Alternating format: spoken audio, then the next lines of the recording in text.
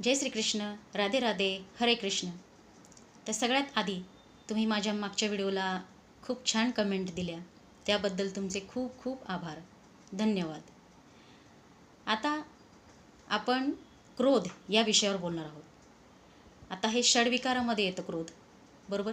मागच्या भागामध्ये आपण असे 2 कर्म पाहिले की ज्यामुळे आपली मोक्षप्राप्तीकडे वाटचाल सुरू झालेली आहे, पण अजून मोक्ष मिळालेला नाही, बाकी आहे. तर त्यामधील अडथळे सांगते मी तुम्हाला. ते पार केले तर आपल्याला पटकन मोक्ष मिळू शकेल अशी माझी खात्री आहे. तर आता ते अडथळे कोणते? ते आहेत षडविकार. आपण ग्रंथपुराणात पण वाचलेले षडविकार माणसामध्ये असतात, बरोबर. फक्त प्युअर सोल जे असतं ना, त्यांना लवकर मोक्ष मिळतो. मग आपल्याला प्युअर सोल व्हायचं आहे, बरोबर. आता त्यासाठी आपल्याला ते आपले जे आतले षडविकार आहेत त्यांना मारावं लागेल. षडविकार म्हणजे वाईट सवयी, वाईट वृत्ती, जे काय असेल ते, त्यांचा नायनाट केल्याशिवाय आपण प्युअर सोल आपल्याला होता येणार नाही. आता सगळ्यात मोठा षडविकार जो आहे ना, तो क्रोध. तुम्हाला माहिती असतील ना षडविकार सगळे. क्रोध, मोह, माया, मदमत्सर, हे सगळे षडविकार आहेत. हे आपण ऐकलेलं असतं पहिले लहानपणापासून, आहे की नाही. आपल्या वेदांमध्ये ग्रंथांमध्ये लिहिलेलं आहे सगळं. आता त्यामधला सगळ्यात भयंकर जो असेल ना षडविकार, तो आहे क्रोध. क्रोधामुळेच सगळ्या विनाशक ज्या गोष्टी आत्तापर्यंत घडलेल्या आहेत ना, युगानुयुगापासून, क्रोधामुळेच जास्त घडलेल्या आहेत. कारण क्रोध हा माणसाच्या कंट्रोलमध्ये येत नाही लवकर, बरोबर ना. तुम्ही बघा की पूर्वीचे जे ऋषीमुनी होते की नाही, जे संत ऋषीमुनी, ते 12-12 वर्ष तप करायचे, ध्यानधारणा करायचे. त्यांचं मन शांत असायचं, समाधानी असायचं. पण आता हे कलियुग चालू आहे. आता ह्यामध्ये आपल्याला ऋषीमुनींसारखं, संतांसारखं ध्यानधारणा करणं जमणार नाही, शक्य नाही. कारण कलियुगाचा महिमाच तसा आहे.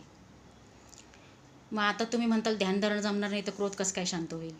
तर कसं आहे, पूर्वी 12-12 वर्ष ध्यानधारणा करायचे, बरोबर. रावणाने पण ध्यान केलं होतं शंकराचं, देव प्रसन्न व्हायचा तेव्हा.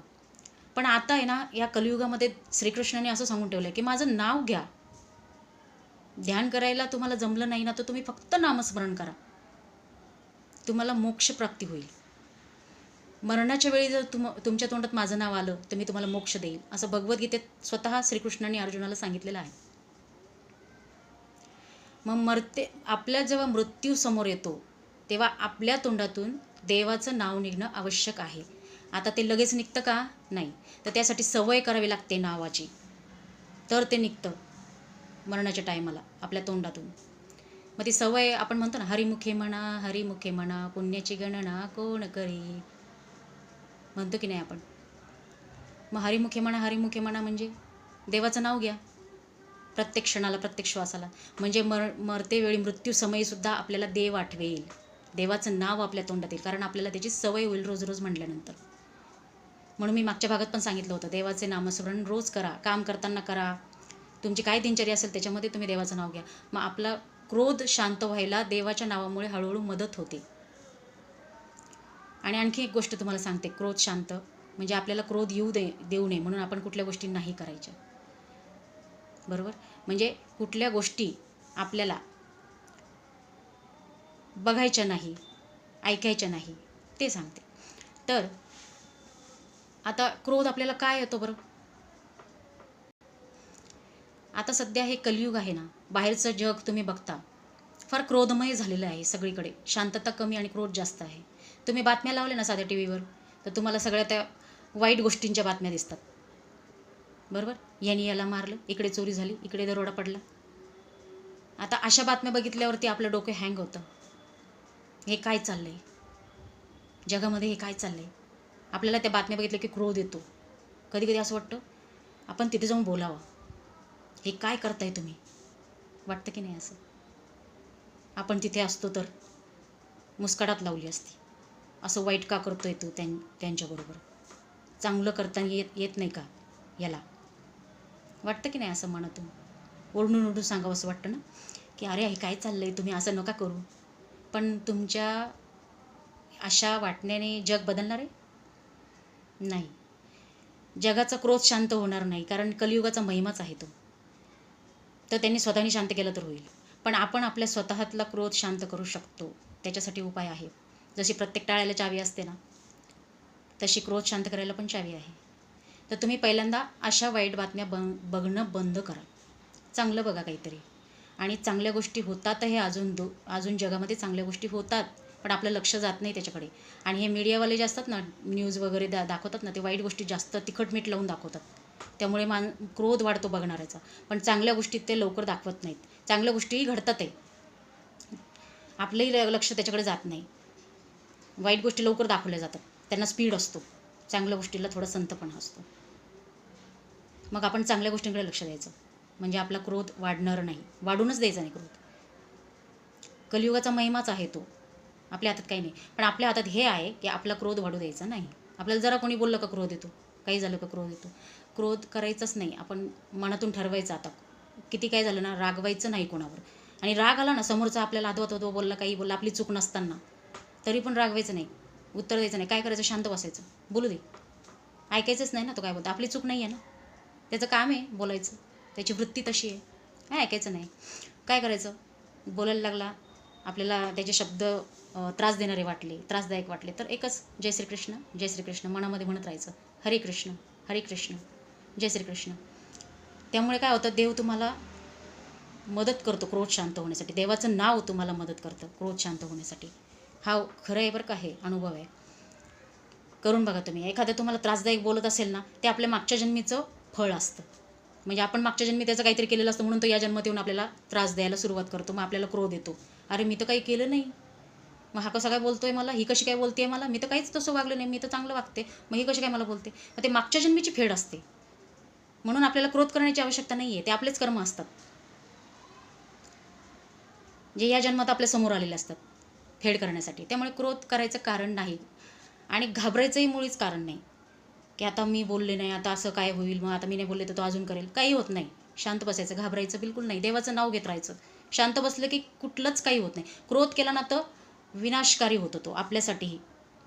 मुळात आपल्यासाठी जो क्रोध करतो ना, त्याचं स्वतःचंच नुकसान होतं. दुसऱ्याचं राहतं बाजूला, दुसऱ्याचं काय व्हायचं ते होतं, पण जे काय त्याचं असेल ते होतं, घडतं त्याच्याबद्दल. पण आपलं नुकसान जास्त होतं, आपलं BP वाढतो, आपली विचार करण्याची क्षमता खुंटते. त्यामुळे क्रोध करायचा नाही. शांत बसून घ्यायचं, काहीही होत नाही. शांत बसल्याने सगळे कामं होतात. आणि आपण क्रोध केला, तो क्रोध करते म्हणून ती क्रोध करते म्हणून आपणही बोललो. आपण एक बोललो, ती 10 बोलणार, ती 10 बोलली, आपण 20 बोलणार. असं केलं तर ते चालूच राहणार. मग काय उपयोग त्याचा, त्याला अंतच नाही, एंडच नाही, एंडलेस.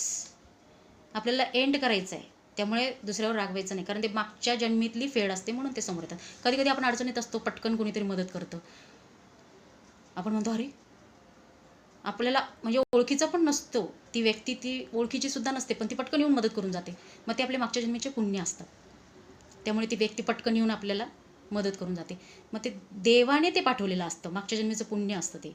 त्यामुळे देव प्रत्यक्ष येऊ शकत नाही, त्यामुळे तो कोणाला तरी पाठवतो आणि आपल्याला मदत होते. बरोबर. मग मी हे कशासाठी सांगते, की क्रोध करू नका, कारण ते मागच्या जन्मीची फेड असते, म्हणून ते त्रासदायक व्यक्ती आपल्यासमोर येतात आणि आपल्याला त्रास देतात. त्यांच्यावरही क्रोध करून उपयोग नाही. देवाचं नाव घ्या. ते बोलतात आहे ना, तर ते आपले कर्म मागच्या जन्मीचे फिटतात. ते आपलं नुकसान काहीच नाही त्याच्यात, आपला फायदाच आहे. मागच्या जन्मीचं जे फेड असते ते स्वतःकडे घेतात. ते बोलतात आहे ना, ते त्यांना काय लागायचं ते लागेल. पण आपले मागच्या जन्मीच्या कर्माची फेड होतीये, आपण शांत बसलो तरच होणार, त्याला उलटं सुलटं बोलून होणार नाही. त्यामुळे क्रोध न करता ऐकून घ्या, देवाचं नामस्मरण करा. देव बरोबर त्या गोष्टीतून आपल्याला बाहेर काढतो, अडचणीतून. त्या विश्वास ठेवा देवावरती, तुमचा क्रोध आपोआप नियंत्रणात येईल. ठीक आहे. हे आहे क्रोधावर नियंत्रण ठेवण्यासाठीचं काम. एकच गोष्ट करायची, समोरचा आपली फेड करण्यासाठी आपल्याला त्रास देतोय, आपल्या कर्माची फेड जी मागच्या जन्मीची राहिलेली असते त्याच्यासाठी तो त्रास देतोय, बोलतोय, म्हणून ऐकून घ्यायचं. आपलं त्याच्यात नुकसान नाही, फायदा आहे. कारण मागच्या जन्मीचे कर्म तो कापत आहे आणि आपल्याला पुण्याकडे नेत आहे. आणि त्याचं जे काय होईल ते देव बघून घेईल. बरोबर. त्याचं काय आहे ते आपण लक्ष द्यायचं काम नाही, ते देवाचं काम आहे. देव सगळ्यांकडे लक्ष देतो. तुम्ही घाबरू नका. तुम्ही फक्त शांत राहा. क्रोधावर नियंत्रण ठेवलं की लवकर मोक्षप्राप्तीकडे आपली वाटचाल सुरू होते. ठीक आहे. व्हिडिओ आवडला असेल तर कमेंटमध्ये लिहा. तुम्हाला अजून काही बदल पाहिजे असतील किंवा काही गोष्टींबद्दल काही अजून हवं असेल तर तेही कमेंटमध्ये लिहा. जय श्री कृष्ण. राधे राधे.